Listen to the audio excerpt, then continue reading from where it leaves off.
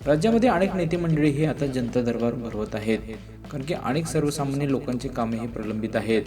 मात्र ते जे नियमात बसतात ते 100% काम करून देणं हे जनता दरबाराचा खरा उद्देश असतो.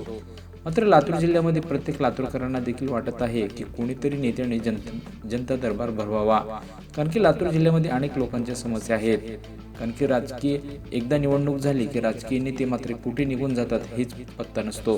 त्यामुळे लातूरकरांना आता वाटत आहे की जनता दरबार अजितदादासारखा एखादा नेता आपल्या शहरामध्ये यावा आणि तसंच त्यांनी जनता दरबार भरवावं, कारण की लातूरच्या लोकांच्या अनेक समस्या आहेत.